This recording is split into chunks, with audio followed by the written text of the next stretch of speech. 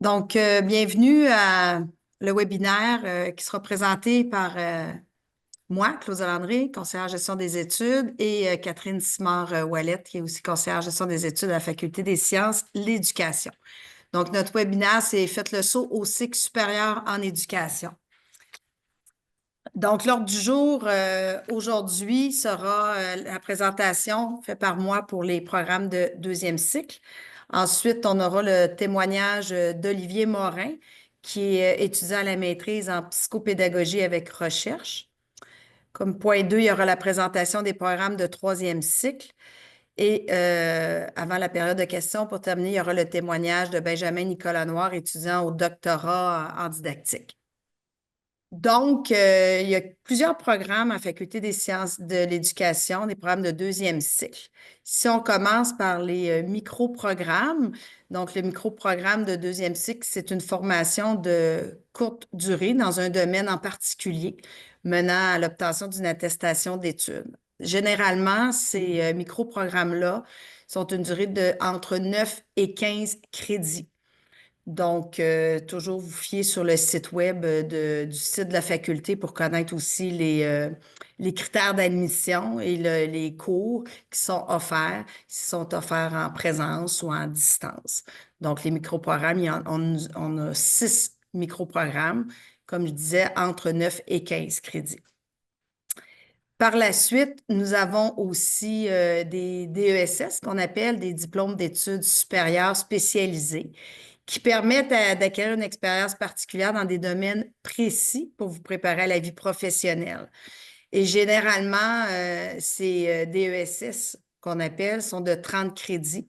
Et quelques DESS offrent aussi la possibilité de faire des stages en milieu de travail.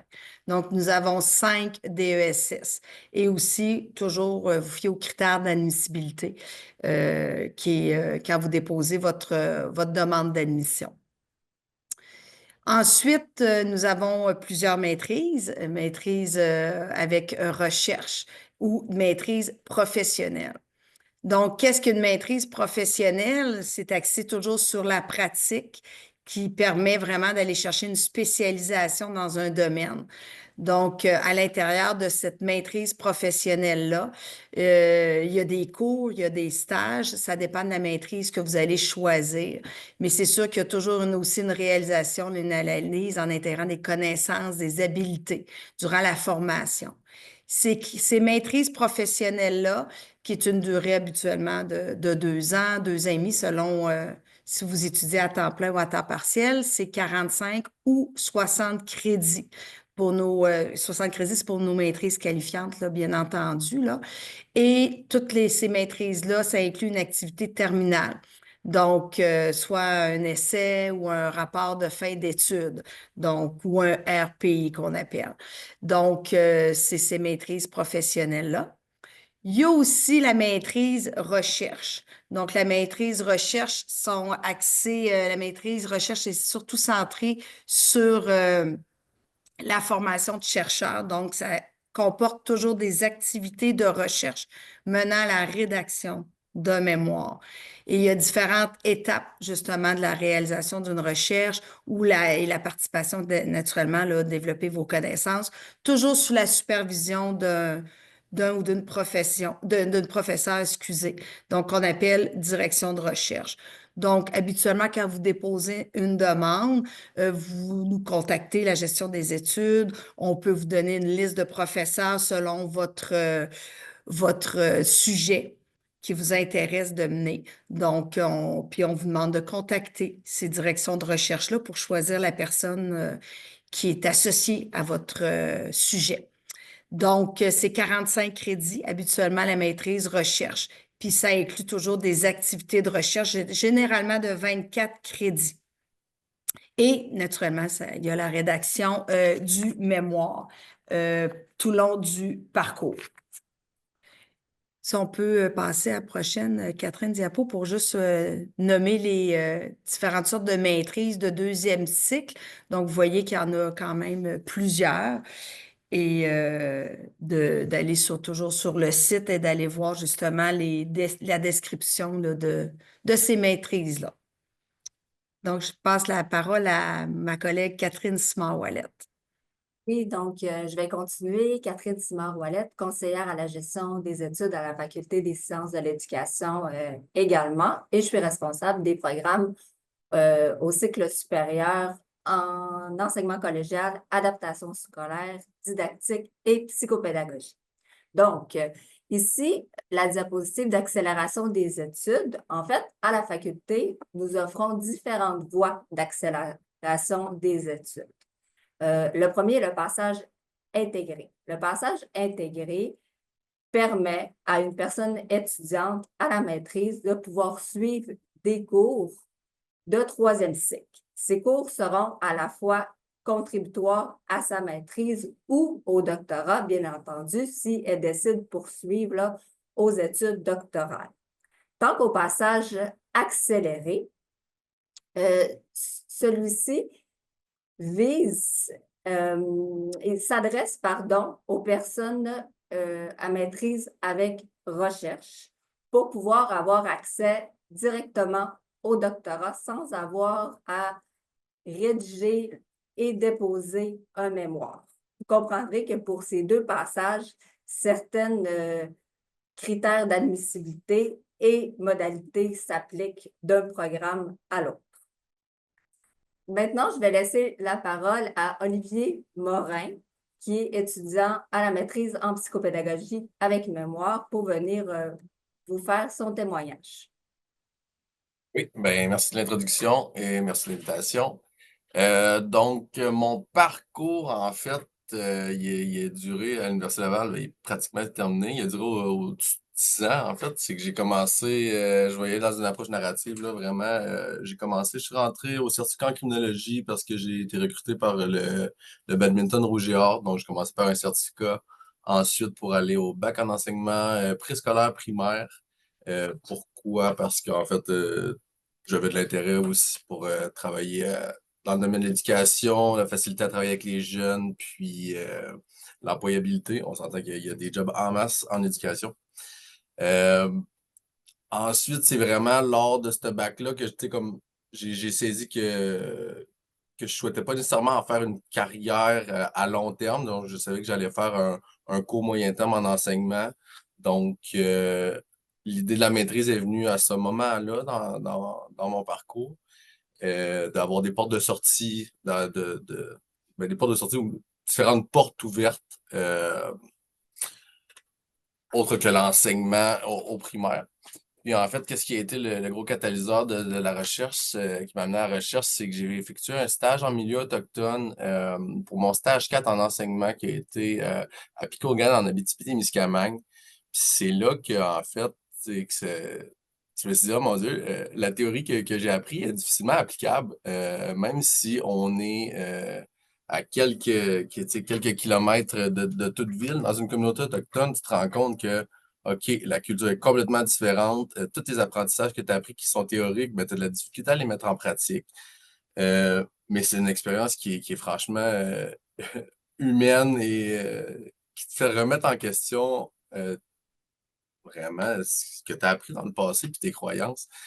Puis c'est à partir de là que je me suis dit, écoute, je pense que j'ai un filon ici de recherche, c'est comment qu'on peut aider les jeunes enseignants comme moi j'ai vécu pour peut-être, on verra qu'est-ce que ça donne dans le futur, mais mieux les former, mieux les encadrer ou les aider à rentrer dans, dans l'enseignement en milieu autochtone, dans leur insertion professionnelle. Fait que moi, c'est comme ça que je suis rentré à la maîtrise avec cette idée-là de vouloir comprendre la pratique des enseignants allochtones qui s'insèrent dans les communautés autochtones. Et c'est ce qui m'a amené aussi à m'insérer personnellement au Nunavik. Donc, moi, ça fait 3 ans et demi que je suis à Kuujjuaq. Je trouvais ça important d'être sur le milieu, sur le terrain de la recherche, parce que c'est beau, selon ma perspective, là, de faire des entrevues sur le parcours des gens, mais au final, si tu as de la difficulté à comprendre le terrain, il y a toutes sortes d'inférences qui seront pas comprenables. Puis moi, j'ai remarqué aussi que ça allait amener mes participants à faire des confidences qui étaient vraiment précieuses et profondes parce que le lien de confiance était là, ils voyaient que je comprenais le terrain. Donc, Cette difficulté-là des applications des savoirs théoriques a été ma motivation à vouloir comprendre la pratique. Donc, moi, j'ai toujours voulu, dans mon parcours, essayer d'avoir un leg sur le terrain. C'est sûr que c'est pas nécessairement facile d'avoir un leg sur le terrain parce qu'il y a toutes sortes d'organisations aussi qui ont mainmise par rapport à la gouvernance éducative, mais c'est ça, d'avoir un impact théorique et pratique, c'était comme un double mandat que je me donnais, puis ça a été ce qui m'a drivé là-dedans. Donc, c'était la motivation à comprendre, à améliorer le vécu sur le terrain. Lorsque je suis rentré à la maîtrise, je dirais que j'étais pas le meilleur étudiant, en fait, l'étudiant le plus... c'est ça. Mes études, ils passaient secondaire quand j'étais au baccalauréat. Euh, Lorsque je suis arrivé à la maîtrise, franchement, les cours, ça avait vraiment... Je me suis épanoui pour de vrai. Je dis pas ça juste pour brag le programme. Mes notes ont monté en flèche. Ma cote n'a jamais été aussi bonne. Je, je trouvais ça pertinent dans mes cours. C'est comme si tu apportes toutes sortes de layers de compréhension, différents paradigmes, différents schèmes de pensée qui ouvrent les horizons. Puis, tu sais, comme mettons, les travaux d'équipe aussi, ça allait bien avec les gens. Les discussions étaient super bien ouvertes. Fait que moi, j'ai vraiment apprécié mes cours à maîtrise. J'ai fait ça toujours en continuant d'enseigner à ce moment-là à Québec. Je trouvais ça important toujours de garder mon lien avec la pratique. Euh, Là, vous allez comprendre que mon parcours, il a duré 5 ans. Fait que non, j'ai pas respecté les délais, les délais normaux. Mais au final, c'est vraiment que je souhaitais développer ma carrière de recherche et ma carrière professionnelle en même temps, ce qui a au final doublé, si c'est pas triplé, le nombre d'années de mon parcours. Fait qu'une fois rendu à Coudjouac, en fait, là où j'ai eu des difficultés, c'est vraiment d'arrimer les comités éthiques. Comité éthique de l'Université Laval avec le comité éthique de la commission scolaire, parce que c'est encore une commission scolaire ici, Kativik, Ilson et Lyrinique, ben, ils se parlent pas. Fait que c'était vraiment de défricher tout ça. Pourquoi certains avaient, comme d'un côté, il y avait ces règles-là, de l'autre côté, il y avait certaines règles qui étaient vraiment pour les deux côtés se protéger. Fait que ça, c'est naviguer là-dedans, naviguer au travers des gens c'est à la commission scolaire qui tombent en maladie, bref, toutes sortes de choses. Fait que d'arrimer les comités éthiques, ça a pris 1 an.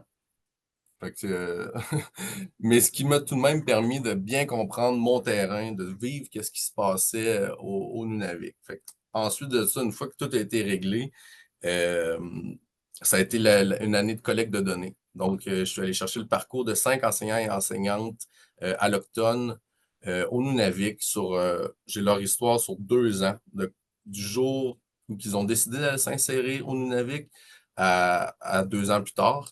Puis, il y a une personne que j'ai son parcours sur 4 ans. Donc, franchement, c'était incroyable d'avoir ces données-là. La collecte de données, c'est stimulant. Alors, ça n'a pas de bon sens. C'est vraiment, tu travailles, tu fais tous tes cours, tu travailles à faire ton comité éthique pour en arriver à faire ta collecte de données. Puis c'est là que tu es comme, wow, j'ai fait tout ça pour ça, puis ça vaut la peine. Donc, la collecte de données, c'était super éclairant pour ensuite retomber dans, OK, l'analyse de données, ça se passe bien, mais maintenant, comment tu wraps tout ça dans ton mémoire? Comment tu fais toute l'écriture, tout ce qu'en même temps? Moi, j'ai changé de travail, j'ai passé d'enseignant à coordonnateur d'un programme de persévérance scolaire. Fait que, tu sais, de naviguer entre ta vie professionnelle puis la vie étudiante, c'est vraiment pas évident. Fait que c'est pour ça que 5 ans et demi plus tard, ben, j'ai finalement fait mon dépôt final. Mais je me dis que toute cette valeur-là du parcours en a valu la peine. Tu sais, comme qu'est-ce qui me. Il faut vraiment que tu t'appropries ton sujet de recherche, que tu y crois et que tu crois en toi. Parce que si tu ne l'intériorises pas, ben c'est facile de pouvoir arrêter. C'est comme, mettons, des ruptures, des décès, des occasions professionnelles. Il y a toutes sortes de choses qui vont arriver, mais qui peuvent t'amener à quitter. Mais il faut vraiment, une fois que tu l'as intériorisé, tu te dis, OK, c'est bon. I didn't go that far just to go that far. Tu y vas, tu le fais. Puis moi, c'est ce qui m'a amené finalement à finir tout ça. Donc, tu sais, ça a été des apprentissages personnels, professionnels. Puis aussi, tu sais, comme moi, ce que je suis fier au final de ce parcours-là, c'est que j'ai resté fidèle à moi-même. J'ai toujours voulu garder mon emploi et aussi tenter d'arrimer le tout avec la pratique. parce qu'on sait tous que la pratique en éducation, c'est pas super évident.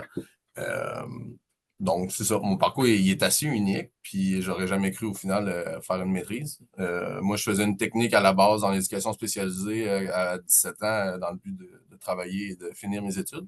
Et me voilà à 31 ans, 12 ans plus tard, à faire mon dépôt final. Fait que voici mon parcours, grosso modo. Bien, merci beaucoup, Olivier, pour ce beau témoignage vraiment inspirant. Donc, on continue avec les personnes un peu plus théoriques. Alors, un programme de troisième cycle. Un doctorat, en fait, c'est le plus haut grade que l'université peut décerner. Il sert à former des chercheurs et chercheuses hautement qualifiés et consiste à mener de façon autonome et experte un projet de recherche qui apporte une contribution originale aux connaissances scientifiques. Donc, ici, il est représenté là, les différents programmes de doctorat offerts à la Faculté des sciences de l'éducation. Dans cette diapositive-là, on a voulu schématiser de façon assez brève les différentes étapes d'un doctorat. Vous comprendrez qu'elles ne sont pas toutes linéaires. Donc, au début, même je dirais plus au moment de préparer le dossier d'admission, le sujet. Puis, Olivier l'a mentionné, mais c'est vraiment important d'avoir un sujet qui vous passionne et idéalement d'avoir trouvé avant une direction de recherche. Pour ce faire, on vous invite à visiter le répertoire des membres du corps professoral, et vous pouvez faire un filtre au niveau des thématiques, des domaines, des champs d'expertise. Donc, c'est important de faire ce travail-là pour pouvoir trouver une personne là, qui cadre avec votre sujet et qui va pouvoir vraiment vous apporter durant toute votre étude doctorale. Donc, et aussi, il y a le projet. Au début, on demande, même avant la fin de la deuxième session d'inscription, de remettre un plan de collaboration. Idéalement, ce plan-là, c'est fond de document qui est en quelque sorte une entente entre vous et votre direction de recherche pour pouvoir démontrer toute l'organisation du travail. Donc, les cours choisis, les sessions auxquelles vous voulez faire vos examens de doctorat. Donc, c'est une entente plus ou moins formelle. Sinon, la scolarité. Au doctorat, normalement, le doctorat est composé de 90 crédits. Sur les 90 crédits, il y a 21 crédits de cours, dont les examens doctoraux. Pour la plupart, on a 2 examens. L'examen doctorat 1, qui est le volet rétrospectif, et l'examen doctorat 2, qui est le volet prospectif. Et aussi, nous avons des activités de recherche, donc 69 crédits liés aux activités de recherche. Suite à l'examen doctorat 2, où que vous allez présenter votre méthodologie, il va vous être demandé de faire une demande au comité d'éthique. Donc, et par la suite, vous allez partir vraiment en collecte et analyse de données. Donc, c'est plus le volet recherche. Et là, après, bien, il y a toute l'étape de rédaction de votre thèse, la prélecture au besoin. Et bon, à la fin, c'est le dépôt initial avec approbation du jury d'évaluation et toute l'évaluation jusqu'aux soutenances et au dépôt final. Donc, de façon assez brève, là, c'est le parcours du doctorat. À la faculté aussi, on offre plusieurs bourses, entre autres les bourses de réussite pour les étudiants et les étudiantes dans les programmes de recherche, notamment au doctorat. Ici, on peut voir là, le scénario possible. Donc, c'est dépendamment d'une faculté à l'autre, il peut être différent et ce plan est révisé à chaque année. Donc, présentement, notre plan fait en sorte que lorsqu'on remet le plan de collaboration, avant la fin de la deuxième session d'inscription, il y a déjà un montant de 2 000 qui est remis. Ensuite, tu as des bourses de progression. Les bourses de progression, c'est pour 6 sessions. La session 3, 4, 5, 6, 7, 8. Et aussi, il y a des bourses de 2 000 par session lorsque il est démontré qu'il y a un avancement significatif là, dans vos études doctorales. Il y a des bourses aussi qui sont attribuées pour la réalisation des examens de doctorat. Donc, 1 000 pour avoir fait l'examen de doctorat 1 avant la fin de la 6e session d'inscription et l'examen de doctorat 2 avant la fin de la 8e session d'inscription. Bon, il y a un programme de doctorat que il y a juste un examen. Donc, ça va être un montant de 2 000 qui va être remis pour que lors de la passation de l'examen de doctorat va être réalisé. Et la dernière bourse, qui est la bourse pour le dépôt initial. Si vous arrivez de remettre votre dépôt initial à l'intérieur de 12 sessions d'inscription, donc il y a un beau montant de 5 000 là, qui est remis pour un total de 21 000 pour les plans de bourse de réussite. Donc, on va continuer avec un témoignage. Cette fois-ci, c'est Benjamin Nicolas Noir, qui est étudiant au doctorat en didactique des mathématiques. Oui, bonjour tout le monde et merci beaucoup pour l'invitation. Alors, peut-être je ferai des signes pour passer les diapositives. On s'accorde, ok, super. Donc, c'est intéressant parce qu'il y a plein de choses qui vont résonner avec la présentation d'Olivier. Malgré le fait qu'on se voit pour la première fois, je trouve que c'est cool. Je vais essayer de faire des ponts parce qu'il y a plein de choses qui m'ont parlé. Alors, le doctorat que je fais, j'en suis à 1 année et demie sur 4. Donc, entre l'examen 1 et l'examen 2, donc beaucoup plus en avant, enfin en arrière plutôt dans le processus de recherche, au stade finalement de projet qui commence à se finaliser. Et le champ de recherche, donc qui est pas, désolé, la psychopédagogie pour la personne qui voulait en savoir plus sur les doctorats dans ce domaine. En didactique des mathématiques, en fait, le domaine de recherche en didactique s'intéresse à la diffusion des savoirs à l'école. Donc, pour le dire rapidement, en tout cas en didactique des mathématiques, on s'intéresse aux interactions entre les élèves, la personne enseignante et le savoir en jeu, qui en l'occurrence est un savoir mathématique. Donc, je peux parler plus précisément de mon sujet de recherche, qui est sur la prochaine diapositive. Merci. Euh, En fait, j'en parlerai peut-être plus après, mais j'habite et je travaille en Suisse, dans le canton de Vaud. Et du coup, j'alterne entre des séjours à Québec et l'Université Laval pour les cours et les stages de recherche aussi à l'étranger. Et ici où je travaille. Et mon sujet de recherche porte sur aussi l'intérêt que j'avais pour le terrain de l'enseignement, porte sur la perspective des personnes enseignantes sur l'utilisation qu'on peut faire de matériel à manipuler pour enseigner les mathématiques, en particulier dans la tranche d'âge des 11-14 ans, qui est en fait un domaine ici dans le canton de Vaud, donc une tranche d'âge pour lequel on n'utilise plus du tout de matériel. En mathématiques, c'est surtout présent au primaire, donc là, les images que j'ai mis sur cette diapositive se réfèrent au travail sur les fractions, à la géométrie, au système des nombres, etc. et sont essentiellement pour le primaire. Et ce qui m'intéresse, c'est de confronter une certaine approche en recherche qui promeut l'utilisation de matériel aussi pour les élèves plus âgés, aux perspectives des personnes enseignantes qui, d'après moi, sont négligées en recherche dans ce domaine.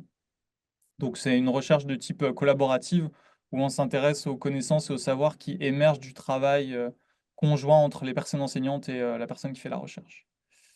Et du coup, ça me mène à parler de mon parcours. Ouais. Alors j'ai cherché une image de slalom en ski sur Google, c'est un peu ce que j'ai trouvé. J'aurais bien aimé un slalom sans descente parce que je continue à faire du slalom, mais en fait, c'était pour dire par rapport au parcours académique qu'il n'y a vraiment jamais eu avant, je pense, alors ce que l'équivalent, nous, on appelle le master ici, donc avant la fin du baccalauréat, d'intention directrice où je me suis dit dès le départ, ok, je vais faire de la recherche sur l'enseignement et l'apprentissage des mathématiques. j'ai commencé par faire des mathématiques parce que j'aimais bien ça et qu'on m'a dit que ça ouvrait des portes. Je me suis rendu compte que c'était pas exactement ce que j'aimais, donc je suis parti faire de la physique aussi au début d'études supérieures. J'ai terminé au bout de 3 ans et je me suis rendu compte que je n'aimais pas la physique et que je voulais pas continuer. Donc je suis retourné en mathématiques parce que je me suis rendu compte que finalement c'était ce que j'aimais bien en physique. Et en mathématiques, en parallèle, je m'intéressais beaucoup aux sciences sociales et du coup, et j'avais ressenti le besoin de me sentir utile aux autres. Donc je me suis dit, bah, pourquoi pas essayer. En fait, j'ai fait un parcours en même temps en mathématiques et dans l'enseignement. Donc j'ai fini avec un diplôme d'enseignement et un diplôme en mathématiques. Euh, et après, du coup, j'ai commencé à enseigner. Et c'est quand j'ai commencé à enseigner que je me suis dit que que j'avais besoin d'en savoir plus sur pourquoi je pouvais prendre telle ou telle décision dans mon enseignement. Et du coup, il y avait une opportunité de poste en recherche et j'ai postulé pour ça. Et aussi pour faire le lien avec ce que disait Olivier, on me disait effectivement, on me recommandait d'essayer de peut-être des fois s'ouvrir d'autres portes que l'enseignement qui peuvent après, si on s'attarde dans l'enseignement, nous fermer des portes pour un changement de voie professionnelle plus tard. Ça m'amène à parler de la prochaine diapositive qui parle de pourquoi la recherche. Ah, alors cette fois, c'est mangé sur la question. Euh, du coup, je suis rentré dans le programme de recherche parce que je me posais beaucoup de questions sur l'enseignement. Et j'ai mis une citation qui m'amuse assez, c'est qu'on peut voir un peu notre connaissance comme une île au milieu d'un océan d'ignorance. Et du coup, je me suis dit que en allant en recherche, je ferais un peu grandir l'île de ma connaissance. En fait, ce qui est intéressant, c'est que bah, j'en sais un peu plus maintenant sur l'enseignement, mais surtout le rivage de l'île grandit aussi. Du coup, ce que je sais surtout, c'est poser plus de questions. Donc, c'est ça qui est intéressant, je trouve, c'est que on apprend surtout à poser plus de questions et surtout, je trouve que c'est important en éducation dans lequel il y a un domaine dans lequel il y a beaucoup d'idées préconçues et dans lequel la société projette beaucoup d'idéaux et puis d'idées morales. Donc, c'est un domaine de recherche qui est extrêmement important à creuser, je pense. Et du coup, ça m'amène à la dernière diapositive. Merci. Alors, j'ai mis le Père Castor. J'ai aucune idée si certaines d'entre vous ont la référence de ce dessin animé. Parce que quand on m'a demandé de donner des conseils sur les gens qui voudraient rejoindre un programme de recherche en sciences de l'éducation, je me suis dit, bon, ça fait 1 an et demi que j'ai commencé. Ce que je vais faire, c'est partager mon expérience. Et en fait, Père Castor, c'est un dessin animé où il raconte des histoires à ses enfants à chaque épisode et il en laisse tirer les conséquences aux enfants. Donc, il explique jamais la morale. Et c'est un peu ce que je voulais faire, bah, en fait, juste raconter l'histoire dans laquelle je poursuis ma thèse. Et du coup, ça rejoint aussi, je trouve, ce que disait Olivier, prendre son temps. J'ai mis ça parce que je pense que c'est très important de trouver un thème qui nous anime et de toujours revenir à l'intérêt qu'on a porté au début. Parce que après, on a tendance à s'enfoncer dans le domaine de recherche, mais toujours revenir à la base, à pourquoi ça nous intéresse, toujours re-questionner ça. Je pense que c'est hyper important et c'est ce qui nous fait tenir le fil conducteur psychologiquement et même dans la pertinence de ce qu'on dit. Se mettre en danger, c'est pour dire aussi que la recherche, c'est pas une activité individuelle, c'est toujours partager là où on en est, toujours rendre public ce qu'on pense, parce on a besoin du retour des autres, on a besoin de leur réflexion, et tout va toujours bouger du début jusqu'à la fin. Donc c'est hyper important de se mettre en danger, donc s'exposer. Et puis, bah, pareil, aussi en lien avec ce que disait Olivier, faire autre chose. Moi, en fait, à 50% à côté de la thèse, je donne des formations aux futures enseignantes et enseignantes du primaire et du secondaire. Et j'ai plein d'autres passions, mais je pense que c'est hyper important de faire ces allers-retours et de ne pas rester cloisonné dans un milieu de recherche qui est quand même un milieu académique spécifique et de prendre de l'oxygène ailleurs pour mieux retourner voir ce qui se passe. Voilà. Merci beaucoup. Merci, Benjamin, pour ce beau témoignage. Donc, on va continuer avec la dernière diapositive qui est pourquoi choisir la faculté des sciences de l'éducation de l'Université Laval. On a énuméré plusieurs choses, entre autres l'expertise du corps professoral, et le dévouement du personnel pour vous accompagner tout au long de vos études. Le soutien aux personnes étudiantes et l'accompagnement personnalisé. Ici, je cite, donc on a un centre d'appui à la réussite qui offre différents services pour vous aider dans vos études. Entre autres, il y a un centre d'aide en français, centre d'aide en mathématiques, le service psychosocial d'avoir accès à un intervenant de proximité et le service au soutien au cycle supérieur, qui est pour avoir du tutorat. Il organise plusieurs activités, entre autres, notamment de participer à des retraites de rédaction. Donc, c'est très dynamique et actif. Ça permet aussi, c'est un lieu de rassemblement, d'échange entre vous, là, les personnes au cycle supérieur. Sinon, l'excellence de la recherche, on a plusieurs chaires de recherche à la Faculté des sciences d'éducation. Le soutien financier, j'ai nommé tout à l'heure le plan des bourses de réussite, mais aussi on a d'autres bourses de donateurs externes. Le mode d'enseignement varié, la flexibilité des horaires des cours. Donc, on a différents programmes. Il y en a qui peuvent être suivis entièrement à distance à partir du Canada. Et nous avons aussi des cours en mode commodal, à distance, en présentiel. Donc, c'est très varié pour pouvoir justement, comment dire, s'adapter là, à différentes clientèles. Beaucoup de cours de soir aussi qui commencent à 16h30 pour faciliter ceux et celles qui travaillent de jour. Les formations pratiques et les stages. Et les différentes formules d'avancement, que ce soit le passage intégré, le passage accéléré, profil distinction. Donc, voilà, là, il doit en avoir d'autres, mais c'est celles-là qui me viennent en tête là, pour l'instant. Alors, nous sommes rendus à la période de questions. Comment qu'on va fonctionner? Nous avons un chat, donc vous pouvez poser directement vos questions dans le chat. Sinon, j'en profite aussi pour vous dire que présentement, nous participons à un projet avec Québec international pour pour les candidats de l'international qui ont un intérêt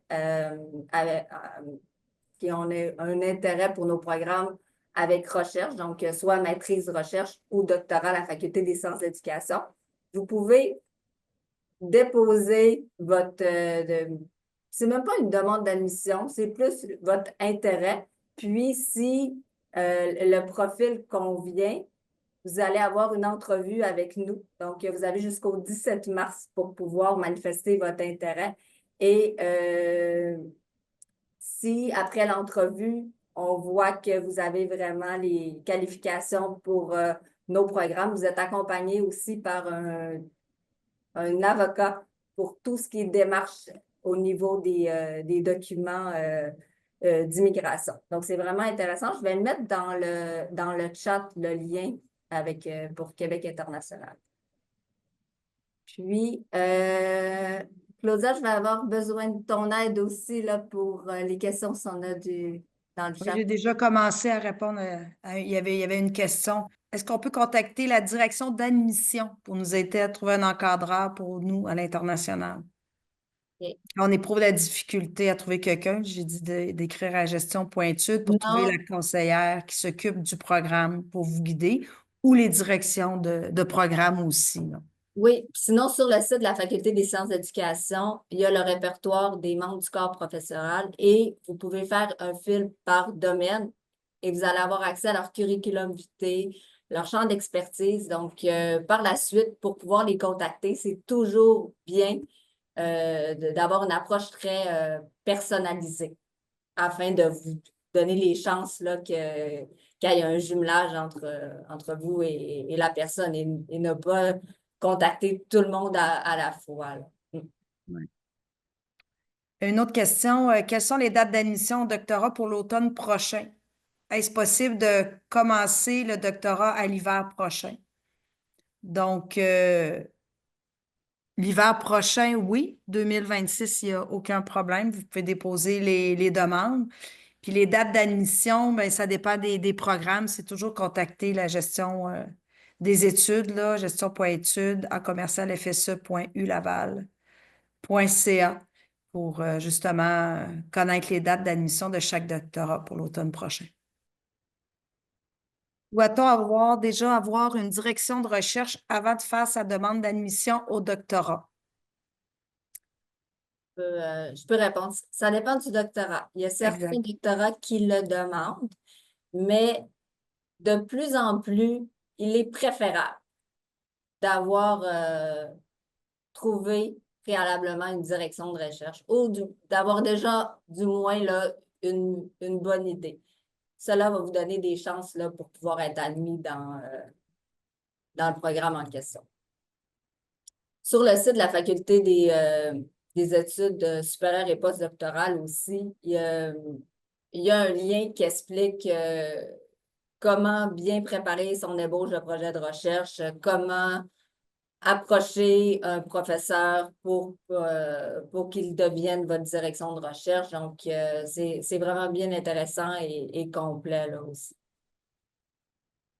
J'ai mis l'adresse de justement, là, comment concrétiser votre projet de recherche là, sur le site de la FESP. Ouais. Donc, je viens de mettre le lien. Il y a une autre question d'intérêt, un instant, d'intérêt, l'implication du secteur économique, acteur économique dans la conception des politiques de formation technique et professionnelle en Afrique de l'Ouest. Je voudrais savoir si je pouvais bénéficier d'un accompagnement pour trouver une direction de recherche.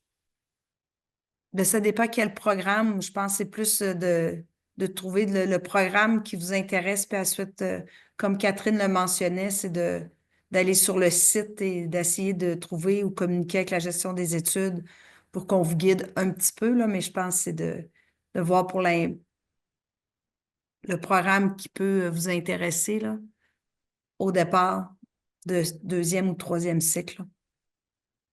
Mais c'est sûr que l'accompagnement peut se faire selon le programme qui vous intéresse. Parfois aussi, il faut être ouvert à pouvoir modifier notre sujet de recherche. Des fois, on a un sujet qui est très pointu, donc là, c'est difficile de trouver une personne qui a cette expertise-là qui va accepter de vous encadrer. Donc, il faut que vous gardez en tête aussi qu'il y a possibilité que vous allez devoir changer un peu votre sujet. À la gestion des études, on est là pour vous accompagner de votre admission jusqu'à la diplomation. Donc, si vous avez des questions en lien avec un programme, n'hésitez pas à nous écrire à l'adresse qu'on vous a mentionnée, puis ça va nous faire plaisir là, de vous répondre ou vous orienter vers les bonnes personnes. Donc, ça mettrait fin à notre webinaire. On vous remercie d'avoir assisté. Un merci spécial aussi à Olivier et Benjamin là, qui ont pris le temps de venir nous partager leur expérience. Merci. Merci pour votre participation. Merci tout le beaucoup. monde. Au revoir, Merci. bonne fin de journée. Merci, au Bye plaisir. bye.